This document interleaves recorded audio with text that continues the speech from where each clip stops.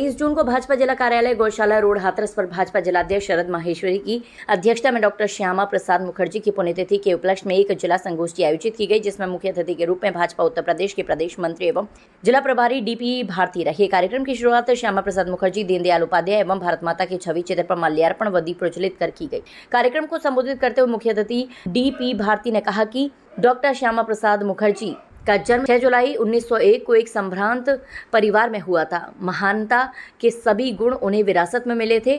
उनके पिता आशुतोष बाबू अपने जमाने में ख्यात शिक्षाविद थे। डॉक्टर मुखर्जी ने 22 वर्ष की आयु में MA की परीक्षा उत्तीर्ण की और उसी वर्ष आपका विवाह भी सुधा देवी से हुआ।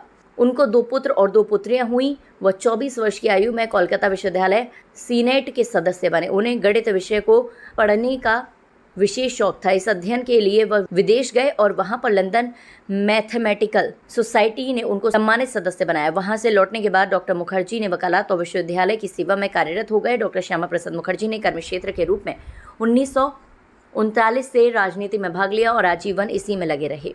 उन्होंने गांधी जी व कांग्रेस की नीति का विरोध किया, जिससे हिंदुओं को हानि उठानी पड़ी थी। संगोष्ठी को संबोधित करते हुए लोकसभा सांसद अनूप प्रधान वाल्मीकि ने कहा कि एक बार डॉक्टर श्यामा प्रसाद मुखर्जी ने कहा, वह दिन दूर नहीं जब गांधी जी की अहिंसावादी नीति के अंधानुसरण के फलस्वरूप समूचा बंगला पाकिस्तान का अधिकार क्षेत्र बन जाएगा। उन्होंने नेहरू जी और गांधी जी की तुष्टीकरण की नीति का सदैव खुलकर विरोध किया। यही कारण था कि उनको संकुचित सांप्रदायिक विचार का घोतक समझना जाने लगा।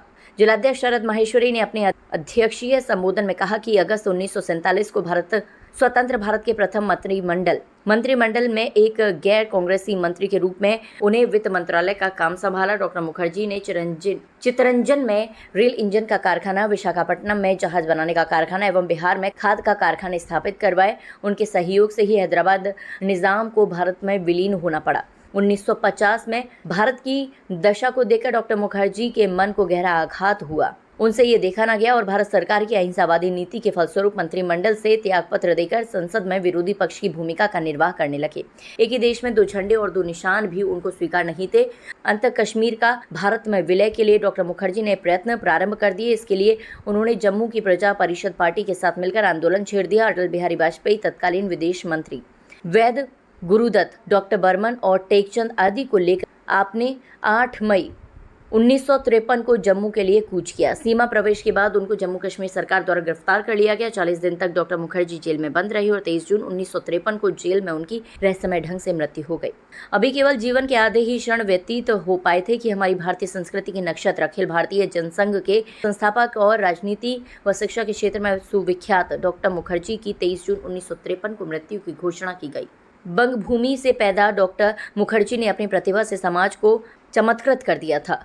बंगाल ने कितने ही क्रांतिकारियों को जन्म दिया है, उनमें से एक महान क्रांतिकारी डॉक्टर श्यामा प्रसाद मुखर्जी थे। संगोष्ठी को सदर विधायक अंजुला माहौर, सिकंदराबाद विधायक वीरेंद्र सिंह राणा ने भी संबोधित किया।